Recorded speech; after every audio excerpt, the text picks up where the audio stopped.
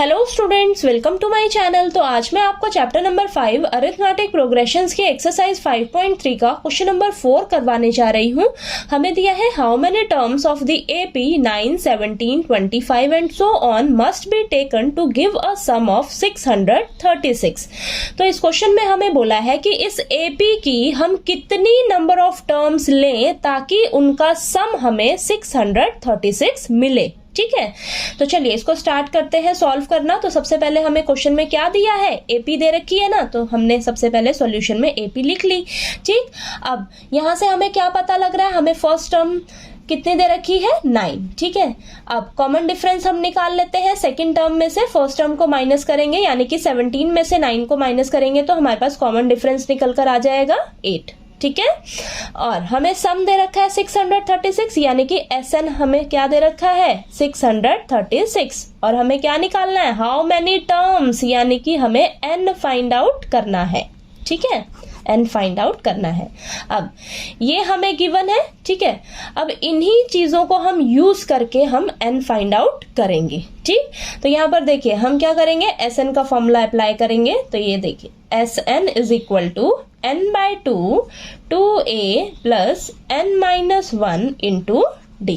ठीक है, SN कितना दिया है हमें, 636 इज इक्वल टू N तो हमें निकालना है। ठीक, और 2 इंटू A कितना है हमारे पास, 9 plus N as it is रखेंगे इंटू D कितना है हमारे पास, 8। ठीक है, तो A और D का हमने वैल्यू रखा और SN की वैल्यू हमें पता है वो रख लिया हमने।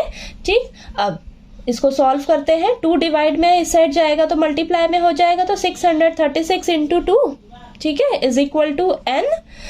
2 इंटू 9 18 प्लस 8 को हम N से भी मल्टीप्लाई करेंगे और -1 से भी, तो हमारे पास आ जाएगा 8N माइनस 8।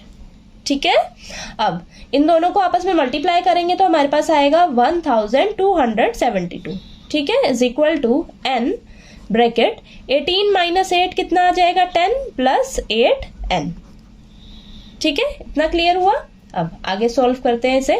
तो यहाँ पर आएगा 1272 इज इक्वल टू N को हम अंदर लेके जाएंगे, दोनों से मल्टीप्लाई करेंगे तो हमारे पास आएगा 10N प्लस 8N स्क्वायर। ठीक है, अब इसे हम इक्वेशन की फॉर्म में लेकर आते हैं।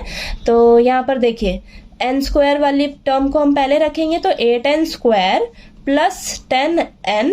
अब ये जो 1272 है इसको मैं इस साइड लेकर जाऊंगी तो माइनस का हो जाएगा। ठीक है, तो माइनस 1272 और इधर तो 0 रहेगा ना, तो यहाँ पर देखिए ये आपके पास क्या आ गया, 0। ठीक है, तो हमारे पास ये इक्वेशन बन गई। ठीक, अब इस इक्वेशन में से देखिए आप इसको थोड़ा सा और सिंपल बना लेते हैं। हम यहाँ पर 2 कॉमन ले सकते हैं। 2 कॉमन जब लेंगे तो हमारे पास आएगा 4N square plus 5N minus ये आ जाएगा आपके पास 636। ठीक है, इज इक्वल टू 0। ठीक है, तो यहाँ पर इक्वेशन क्या आएगी आपके पास, 4N square plus 5N minus 636 is equal to 0। ठीक है, तो हमारे पास ये इक्वेशन आई है। ठीक, अब इस इक्वेशन को सॉल्व करके हम क्या करेंगे, N की वैल्यू फाइंड आउट करेंगे। ठीक है, तो इस इक्वेशन को मैं सॉल्व करने जा रही हूँ फैक्टराइजेशन मेथड से। ठीक है, तो फैक्टराइजेशन मेथड में हम क्या करते हैं, देखिए आपने क्या करना है, जो मिडिल टर्म होती है उसे हम स्प्लिट करते हैं। ठीक है, 2 टर्म्स में। तो यहाँ पर देखिए 4N स्क्वायर प्लस N के आगे जो कोफिशिएंट है उसकी जगह आपने एक ब्रैकेट लगाना है और बाकी सभी टर्म्स को आपने साइन के साथ एज इट इज उतार लेना है। ठीक है, इतना काम किया आपने। ठीक, अब इस ब्रैकेट में 5 की जगह आपके पास 2 नंबर लिखे जाएंगे और वो 2 नंबर ऐसे होने चाहिए जब हम उन दोनों नंबर्स को मल्टीप्लाई करें तो हमें देखिए क्या मिलना चाहिए, 4 इंटू देखिए N स्क्वायर का कोफिशिएंट क्या है, यहाँ पर साइड में करते हैं। N स्क्वायर का कोफिशिएंट है हमारे पास 4 और कांस्टेंट नंबर क्या है, 636। जब इन दोनों को आपस में मल्टीप्लाई करेंगे ना, हम देखिए मल्टीप्लाई करके देखते हैं क्या आता है। तो इसको देखिए मल्टीप्लाई करेंगे तो 4 6 ज़ा 24, 2 ऊपर कैरी, 4 3 ज़ा 12, 14, 4 6 ज़ा 24, 25। ठीक है, तो देखिए हमारे पास इन दोनों को जब मैंने मल्टीप्लाई किया तो मेरे पास आया 2544, ठीक है। यानी कि आप जो वो दो नंबर्स ढूंढोगे ना, उन दोनों नंबर्स को जब आप मल्टीप्लाई करोगे तो आपको ये मिलना चाहिए, ठीक है। और जब आप उन दोनों नंबर्स को आपस में माइनस करोगे तो आपको 5 मिलना चाहिए, ठीक है। इन दो बातों का आपने ध्यान रखना है, ठीक। अब हमारे पास ये जो आया है ना मल्टीप्लाई करके, इन दोनों को मल्टीप्लाई करके जो आया है ये 2544, अब इसके हम फटाफट से ना फैक्टर्स निकालेंगे, ठीक है। फैक्टर्स निकालेंगे और उन्हीं फैक्टर्स में से ही हमारे वो दो नंबर्स मिलेंगे, ठीक है। तो चलिए आइए मैं इसके फटाफट से फैक्टर्स निकालती हूँ, तब आपको दिखाती हूँ, ठीक। तो देखिए मैंने ये फैक्टर्स निकाल लिए हैं, ठीक है। अब इन्हीं फैक्टर्स में से ही हम वो दो नंबर्स फाइंड आउट करेंगे।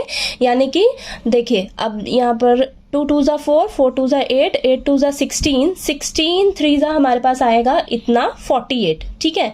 और 48 आया और ये हमारे पास बचा है 53, ठीक है। तो जब हम 53 माइनस 48 करेंगे तो हमारे पास 5 आएगा, और जब आप 53 इंटू 48 करके देखोगे ना तो आपके पास ये आएगा, ठीक है।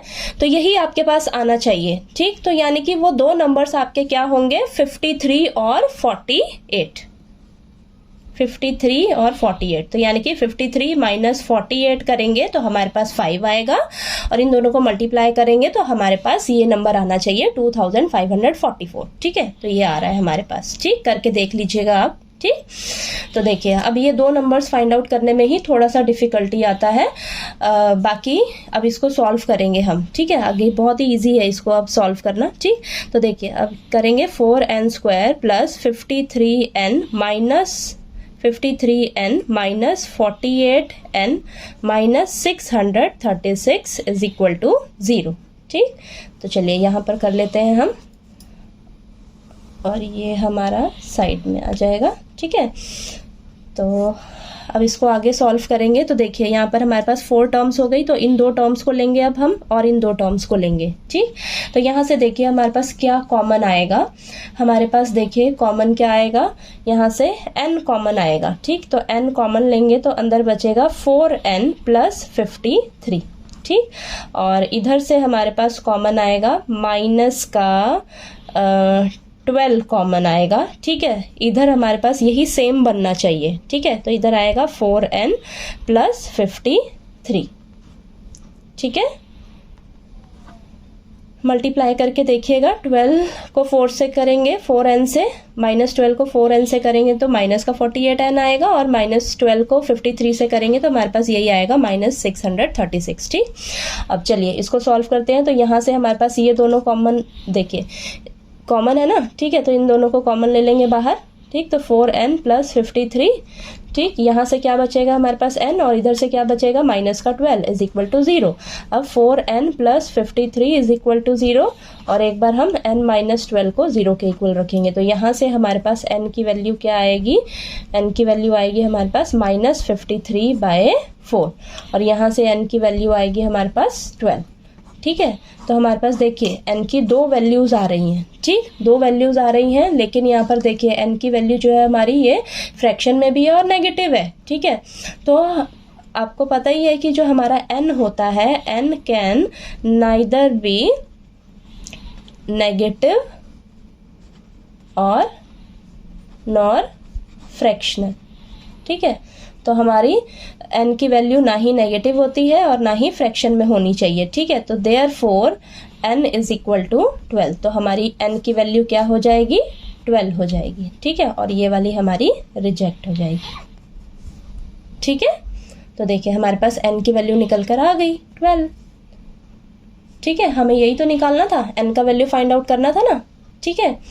तो देखिए यहाँ पर ये क्वेश्चन नंबर 4 बहुत ही इजी है, बस आपको यहाँ पर फैक्टराइजेशन मेथड से जो हमने सॉल्व किया है, थोड़ा सा यहीं पर आपको डिफ़िकल्टी आ सकती है, बाकी ये बहुत ही इजी क्वेश्चन है, ठीक है।